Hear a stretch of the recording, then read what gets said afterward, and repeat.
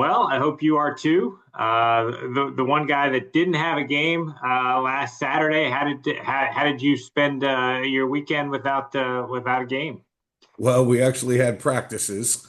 We gave them a day off on Saturday, but Friday and yesterday we had practice.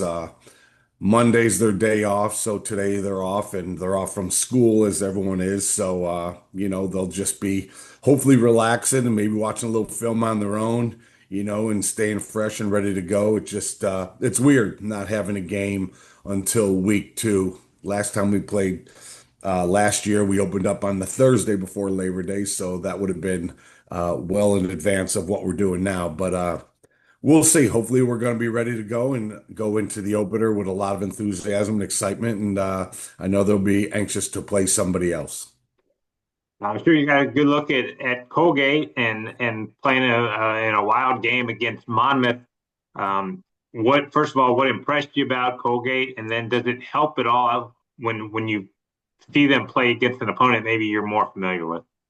Yeah, a wild one to say the least, right? I know you've already talked with Kevin earlier in the show, and I'm sure he had a lot of awesome things to say. But from what we saw, watching the game Friday night when they were actually playing on ESPN Plus, and then obviously getting the film from them over the weekend that we're able to look at, it looks like they played hard. Looks like they were aggressive. Obviously, they created those turnovers, made some really nice plays. Monmouth was moving the ball really well, but obviously came up short and then had that unbelievable comeback in the second half. So the tale of two halves, if you will.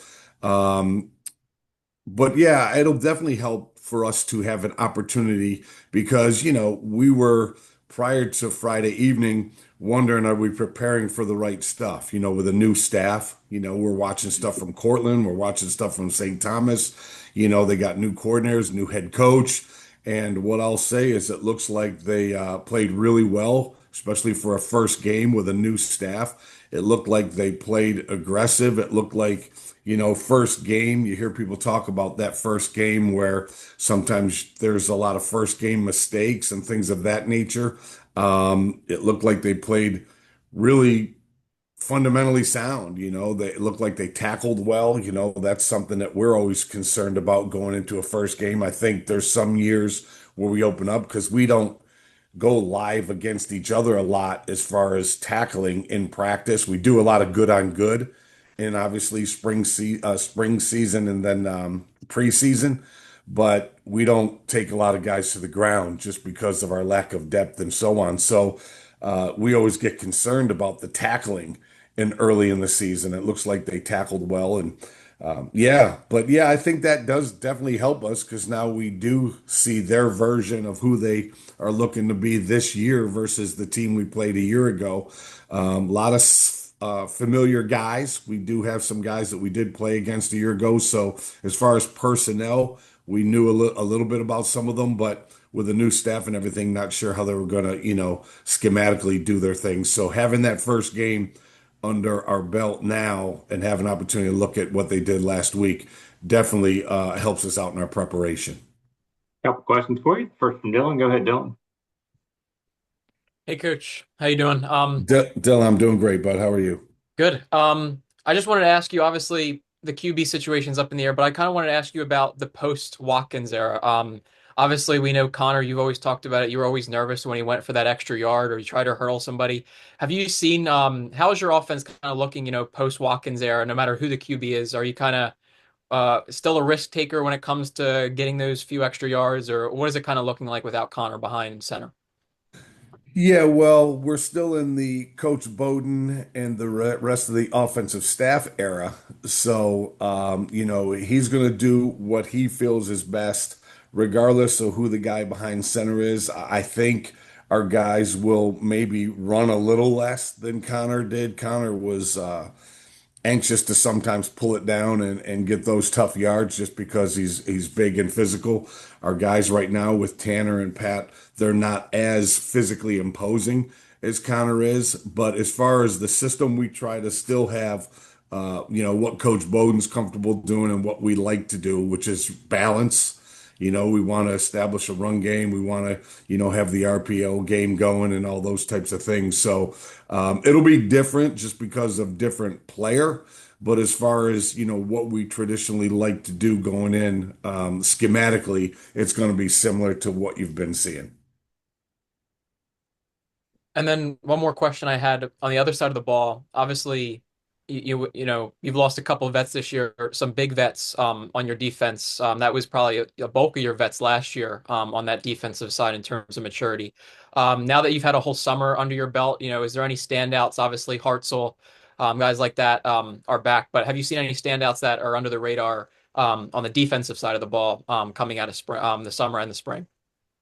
Yeah, that's always hard, especially since we haven't started playing games yet. There's some guys that have done some good things in practice. We got some good young linebackers we are getting excited about. Omari Bursey's one name that has come up.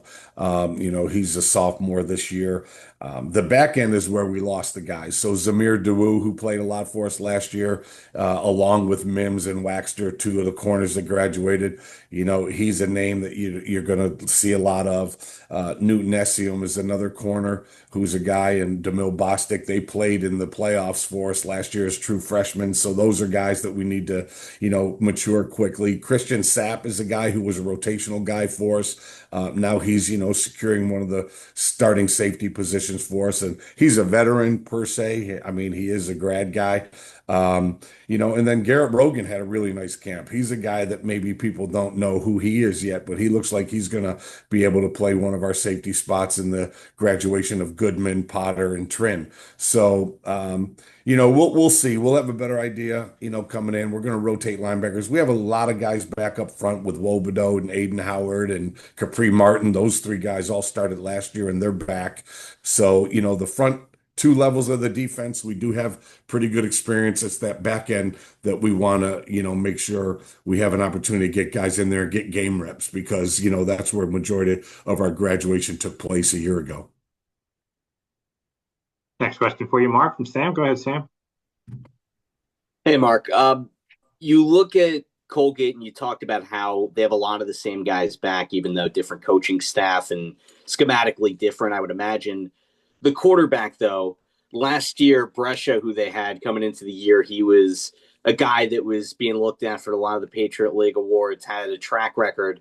Now Osborne's the quarterback there. What did you see out of him week one? Yeah, well, you saw him move the ball really well in that first half, especially, and then not sure what the extent of the situation was, but he ended up coming out of the game, and then they put in the other guy, number 15, who we saw last year as well. So both quarterbacks seem to, I guess understand what coach is having them do, because they had that thing going in the first half, and then Mama's defense stepped up and, shut them out in the second half for the most part, other than the opening drive of the third quarter. And then they obviously took it down the field with their offense and all the explosive guys that they have on offense over there. I think those guys managed what their coach was asking them to do really well in the opening game, especially. And, now we look like we have to prepare for two different guys again because, Osborne was in the first half and then number 15 finished the second half. So, again, it just helps to have a game under our belt and, playing at home, hopefully will be an advantage. And then hopefully us having a look at them and them not having a look at who we're going to be this year. Maybe will be to our advantage, but the advantage they have is they got those first game jitters out of the way. Like I said, and I've heard some people on this call right before me say, a lot of times the biggest improvement is week 1 to week 2, and we haven't had week 1 yet. So hopefully we won't be making those week 1 blunders. Hopefully we'll come in and play fundamentally sound football, tackle well like they appeared to do in their first week, and make the fewest mistakes. Thank you. Mark, just building on that real quick. Is that your biggest concern is not having played as you head into facing an opponent that has played? Is that your biggest concern is just those blunder type things? Yeah, you're always concerned because you never truly know what your team's going to look like. How well are you prepared going into that opener? I know there'll be a lot of emotion, a lot of excitement, a lot of enthusiasm, but you got to make sure you're focused and fundamentally sound so you can match all that with proper execution. You know what I mean? So that's a concern, and they look like they played really hard and had a lot of emotion on their side of the ball. They looked like they played with a lot of passion. So we just got to come out there and, like I said, I said this before, Rob. I think you've heard me say it before. Our focus usually is on ourselves. How are we doing? Not who we're doing it against, but how we're doing it. That's going to be the key for us, especially in a week one opener when you have a little bit of familiarity with your opponent. You do have the advantage of seeing them on film, and they haven't seen us yet. But yeah, I think going out and having that live, first game, will definitely be in their favor for sure. All right, Mark, thanks as always for the time this morning. Good luck on Saturday night, and we'll talk again next week. Thanks, Rob. Appreciate it. Thank you. Again, for media members on the line, if you have questions for the coaches here this morning, just use the chat feature or the raise your hand icon. We'll work those questions in quickly to the coaches.